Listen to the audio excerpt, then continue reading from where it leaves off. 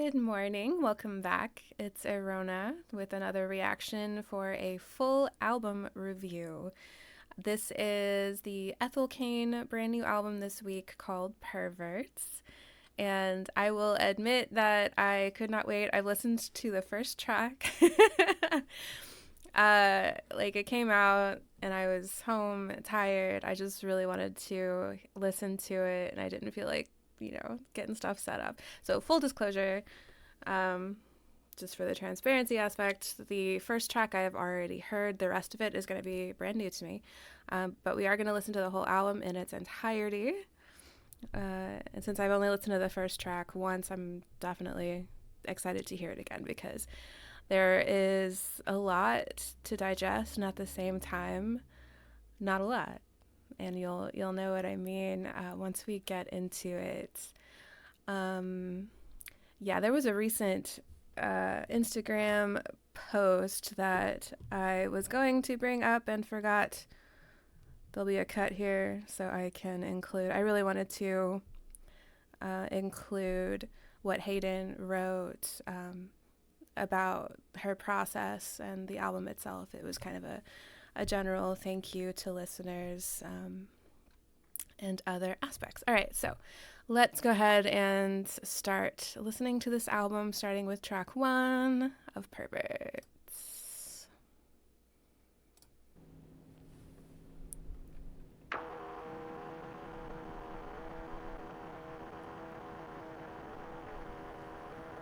Nearer, my God, to thee, nearer to thee,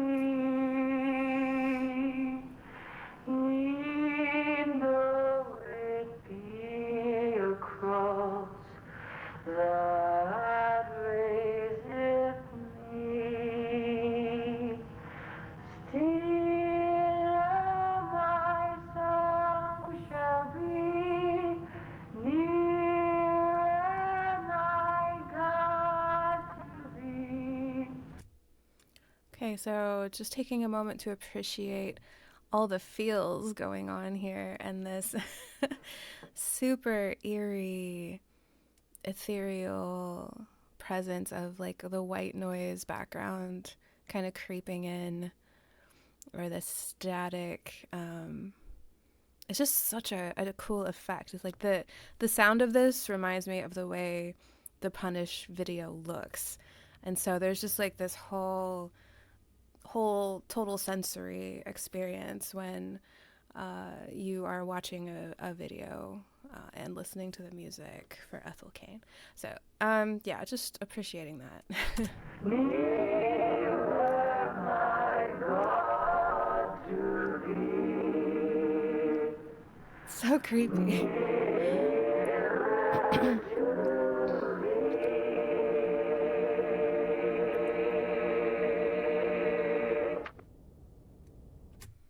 Also, make sure you're listening to this on headphones because the way the sound is moving around your head, your brain, is part of the experience for sure.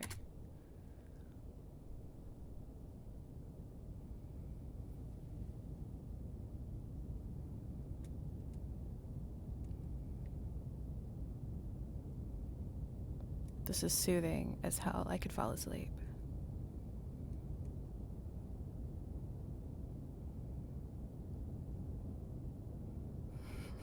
I won't.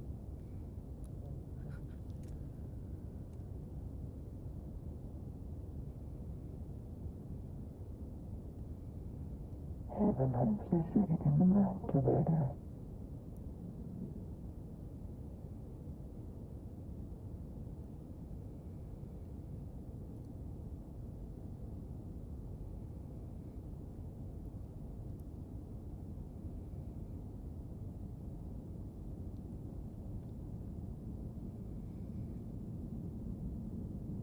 Heaven implicit in the masturbator.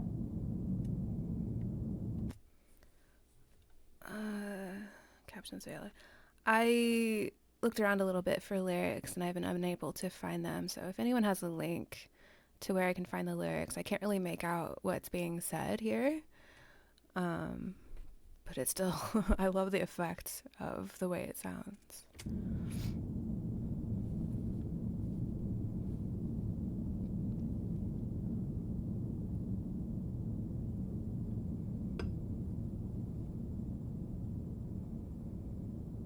Masturbator.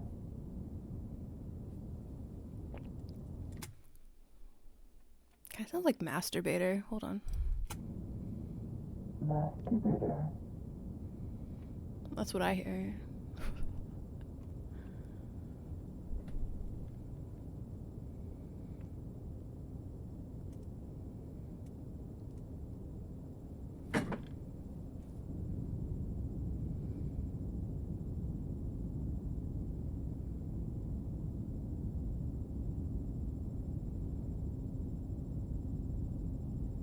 Masturbator. Definitely masturbator.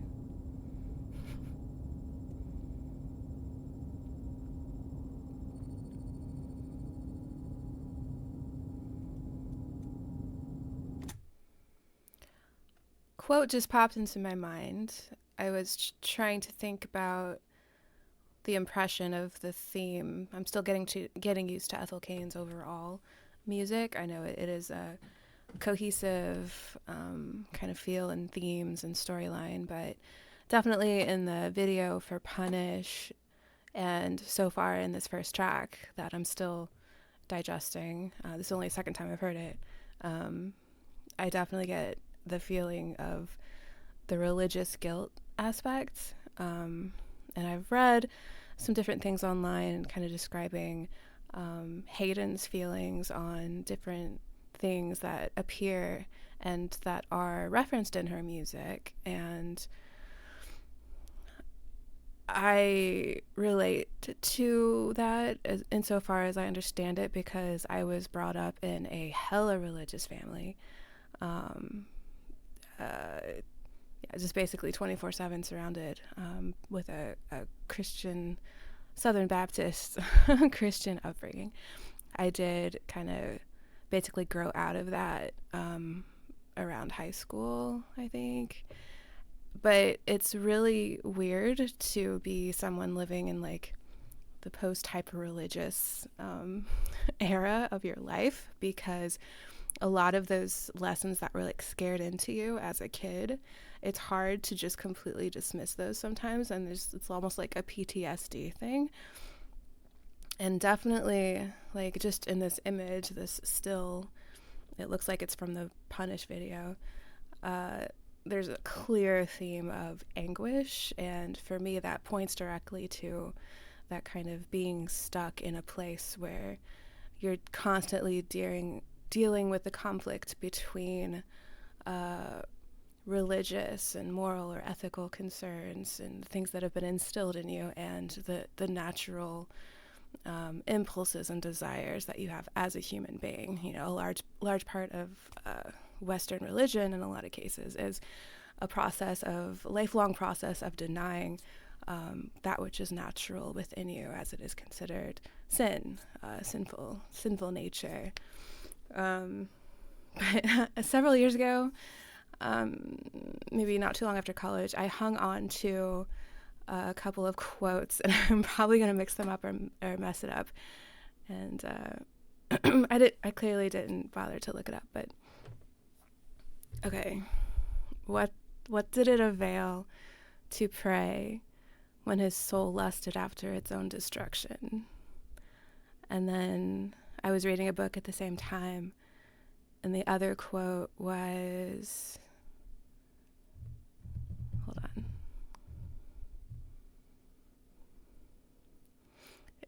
It is quite impossible, it seemed, to ask to be delivered from temptation when your heart's desire was to be tempted unto 70 times 7. Okay, so one of those is Thomas Hardy, and the other one is from Portrait of the Artist as a Young Man, I think. Sorry. I don't write and like prep a whole lot before these videos because I do want to give you super honest and in the moment, genuine reactions and impressions.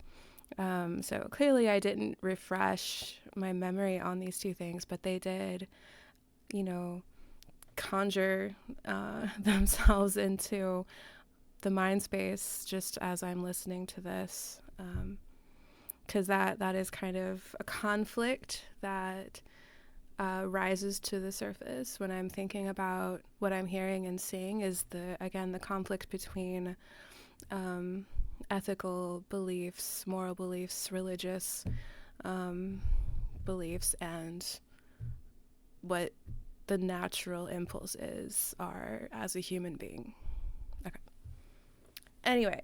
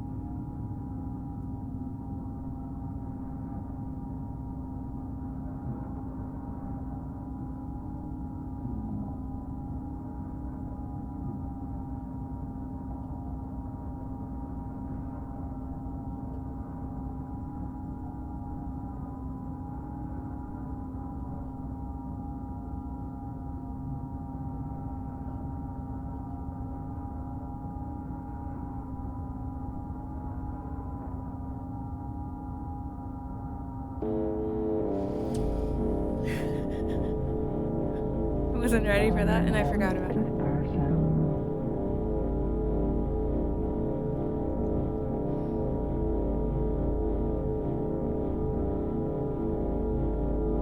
It just spikes my anxiety.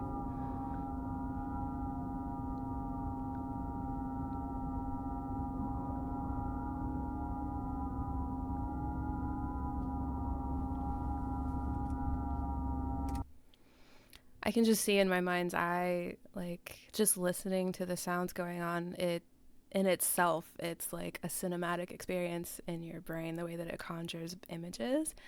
And I know it's been a little bit since I read about it, but I know that one of Hayden's passions is creating films. And when I watched Punish, and I wrote in the description, one of the things that that work evoked to me in my mind was remembering how I felt when I watched old Val Lewton films, like the color palette and just the eerie and the ambience and the darkness and the themes kind of coming out of all of those things. It definitely evoked that. And just listening to this now, the different tones and the subtleties, I can just imagine, a camera moving and kind of creating this space where you're kind of on your toes, but you're not anticipating that interruption of the quiet space with that like eerie. When I said my anxiety spiked, that tone that comes in like a bell or a gong, it kind of crashes through, even though volume wise it's not overwhelming at all. It's just the clash of those tones. It's like imagining like a camera panning, just like a quiet landscape maybe, and then with that tone you get into the frame something that is just truly horrifying that you weren't expecting. That's what it felt like in my brain, just listening to the sounds.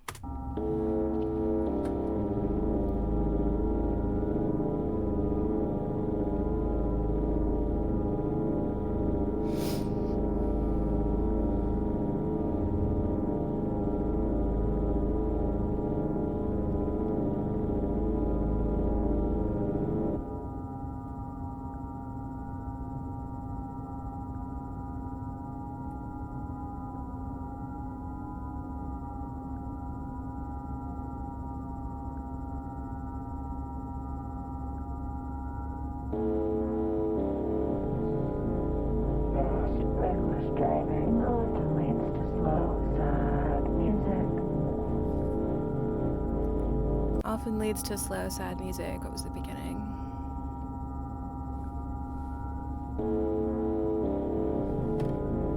I think I went. Reckless driving often leads to slow, sad. One more time.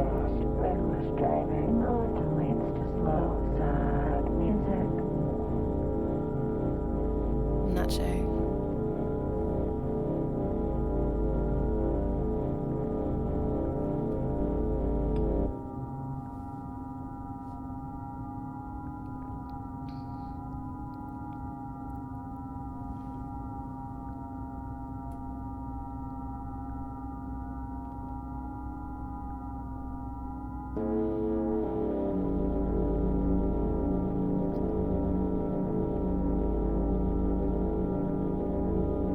That is so cool. Those tones playing with each other.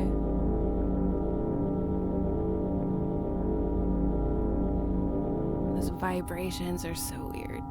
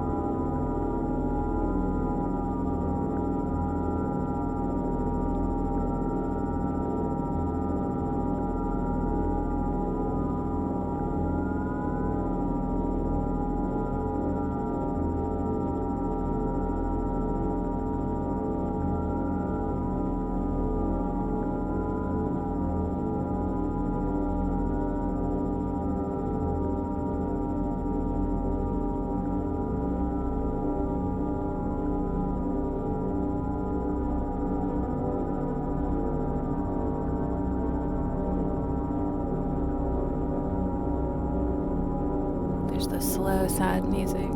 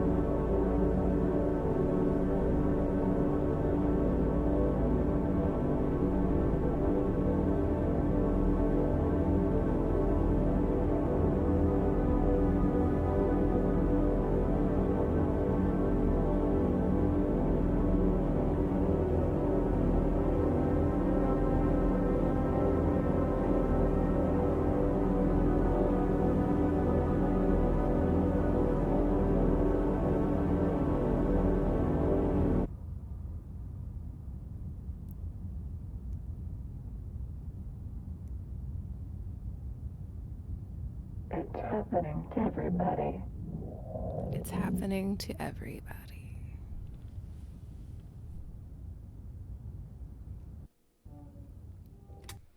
Okay, so real quick, I said earlier that I listened to track one, the rest of the album is new. That's true and not true. Obviously, Punish, I did. This was the first thing ever that I heard of Ethel Cain was Punish.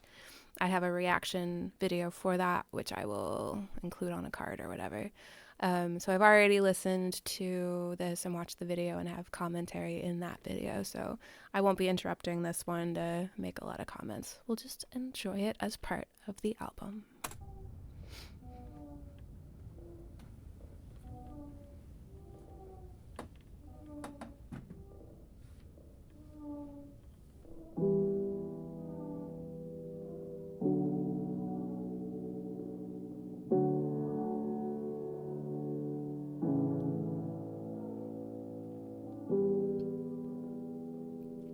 I love this shot. I said that in the other one too.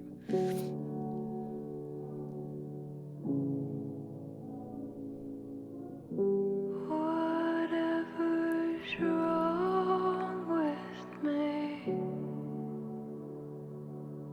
I will take to bed.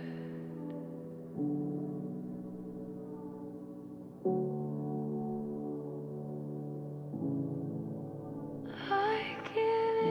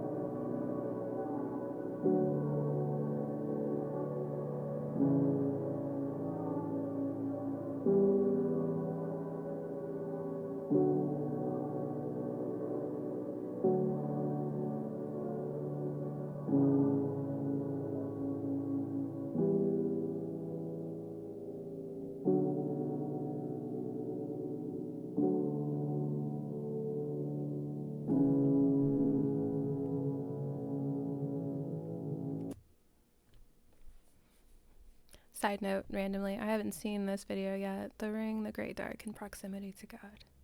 I'll have to add that to my pending. Okay, so we're ready for track 3 of Perverts, which is sort of House of Psychotic Woman. Here we go.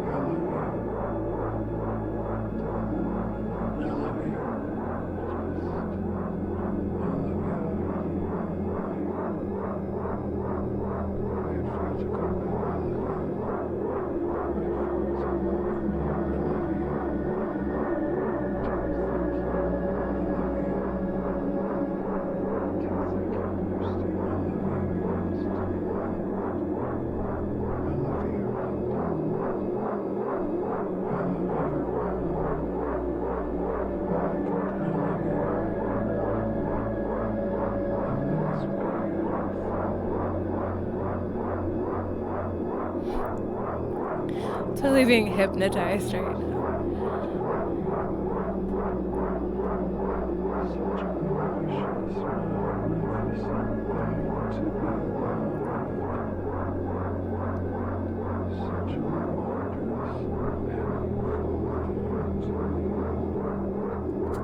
Such a wondrous and painful thing to be loved, I think, is what was said.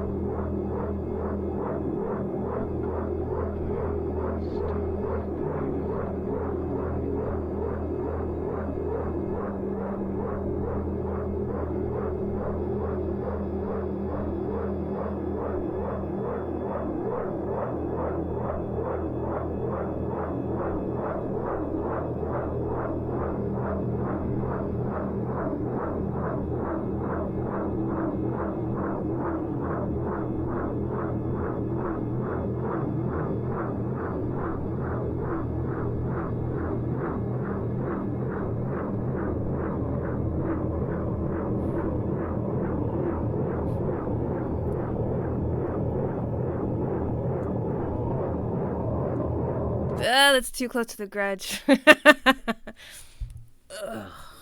God.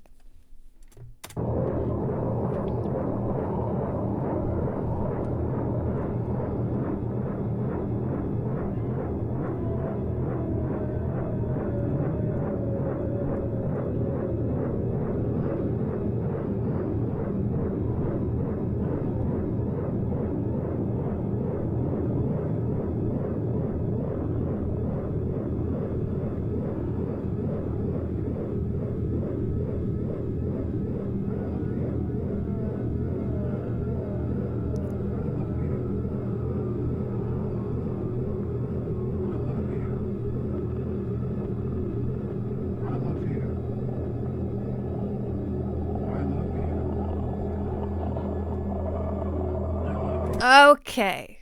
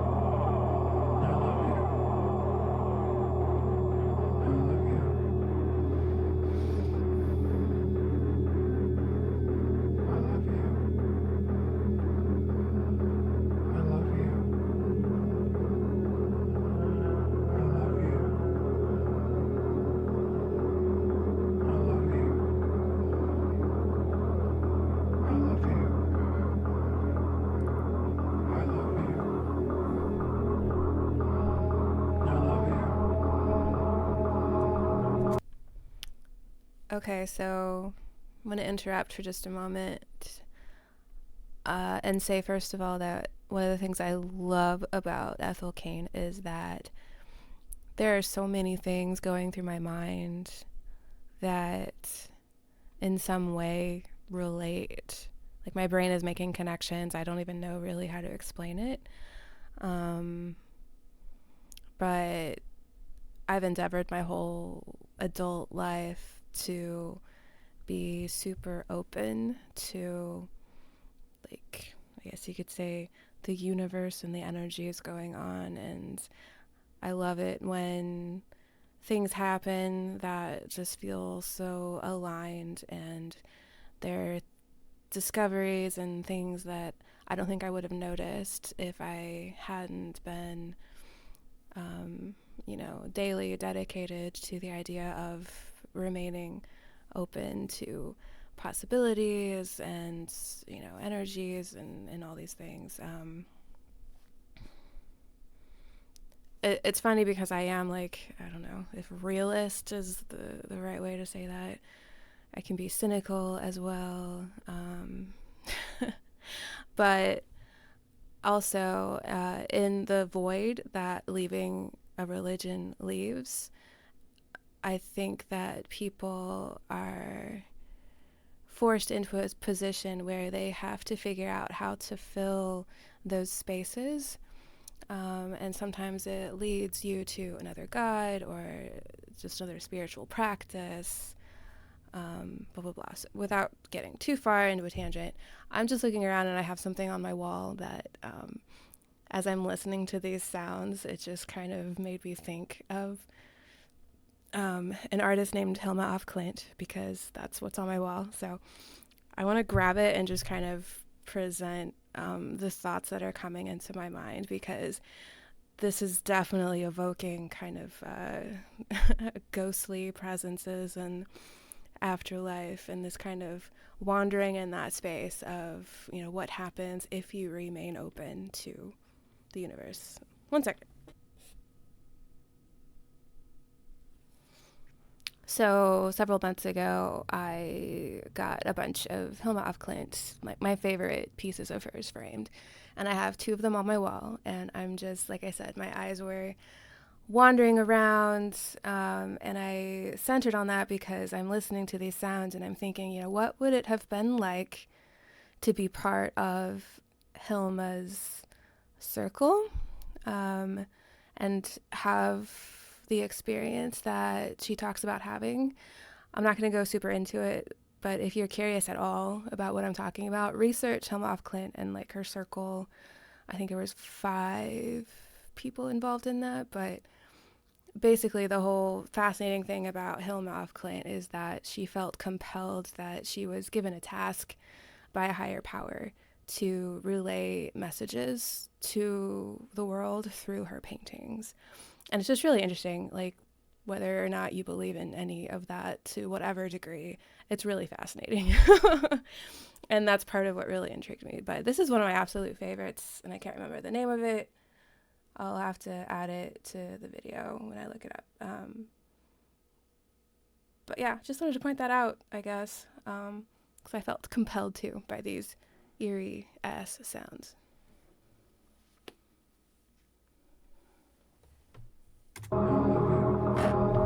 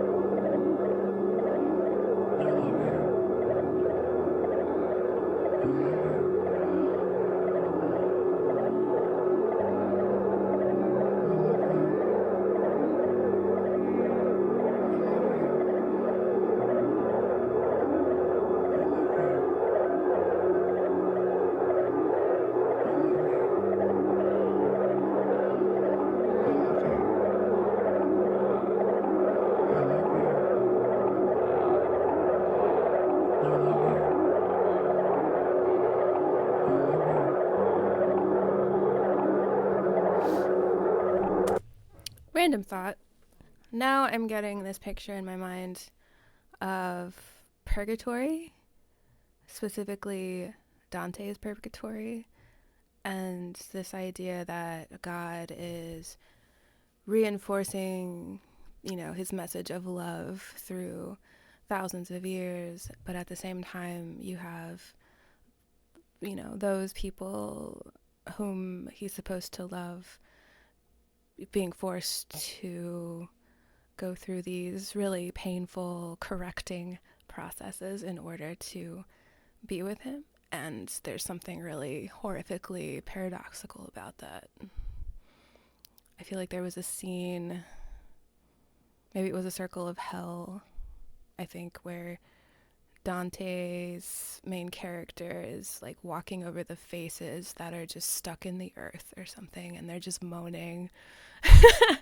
And that's what I have in my mind, like this picture of faces stuck in the ground that are just crying and moaning in this, eternal suffering.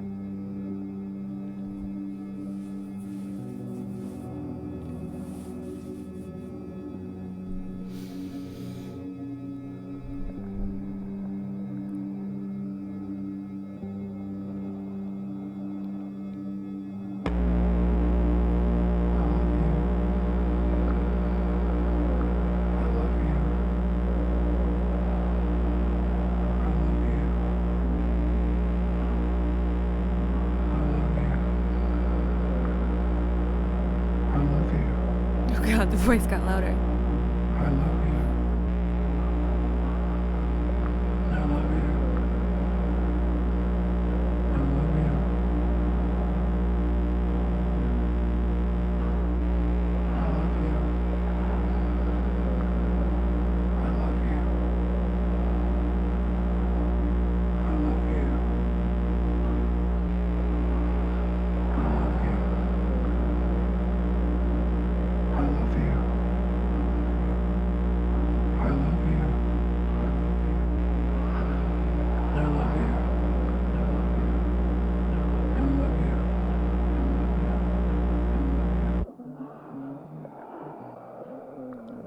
I don't fucking believe you. Next track is called Vacillator, and there's a visualizer. Cool.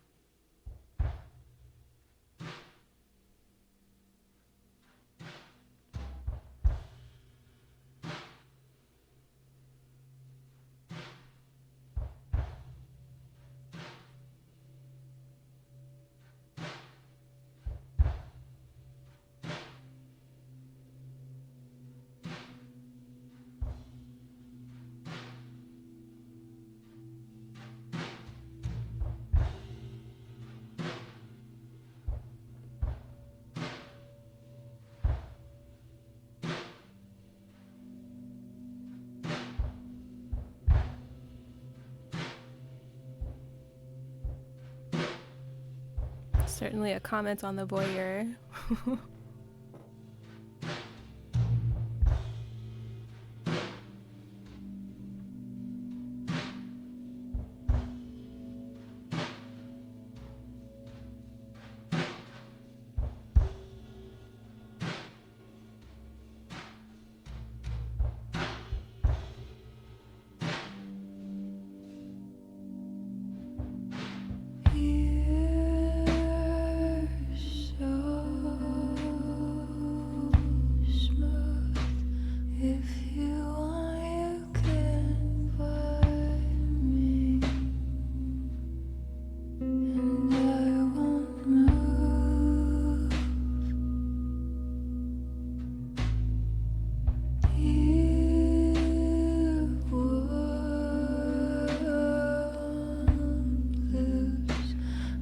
To thunder lightning, but you could to crowded rooms.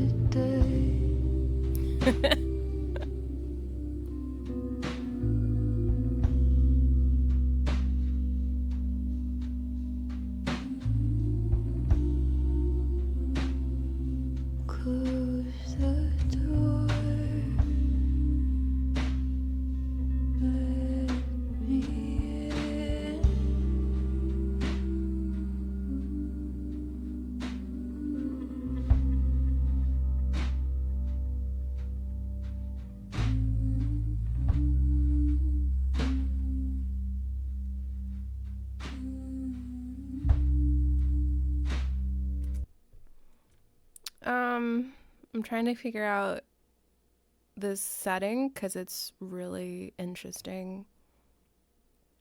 Like the song itself and the visual, it's very strange with this backdrop of like we're in a barn.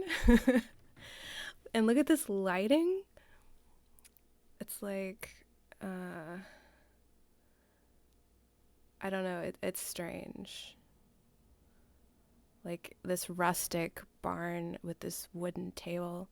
Like seriously, how many splinters did Hayden get moving around on this table thing?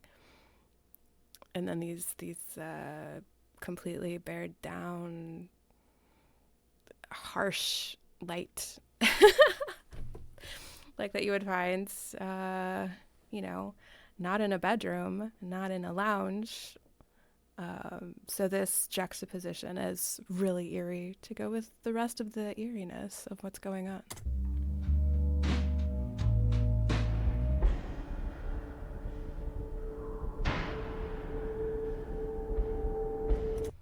Looks like a bridal. So yeah, I'm definitely feeling like we're in a barn. And oh my god, if you want a disturbing thought, there was a documentary called Zoo. I'll just stop there.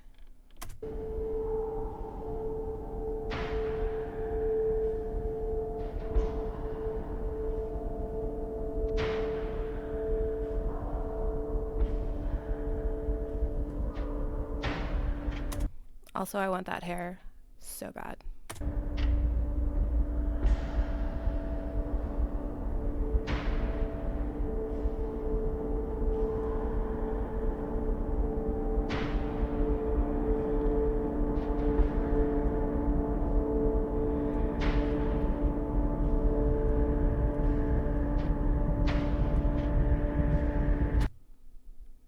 So, yeah, obviously this makes sense with the idea of punish. That video definitely sent you into a historical time period, and this background, the setting fits into that too. Like, you had the house where obviously everything is made of wood, to varying degrees of polish and um, age. And so now it's like this character who is in so much anguish, being torn apart in her heart and mind. Like, this track to me is maybe a scene where she's letting herself lose control. And I have a feeling that maybe this character is going to have to face a period of deep shame and regret. That's always the pattern, right? If you love me, keep it to yourself. If you love me, keep it to yourself. If you love me, keep it to yourself. If you love me, keep it to yourself.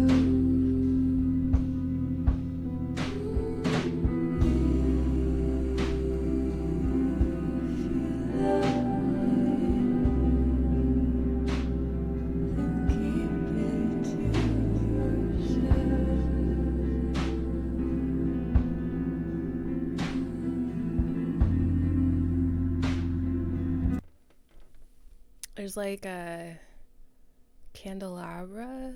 It looks ritualistic. And it's funny because that kind of candelabra to me would fit perfectly well in a Catholic religious ceremony, or, say, a Satanist, or a cult, maybe. Satanist has a million different connotations, and yeah, anyway.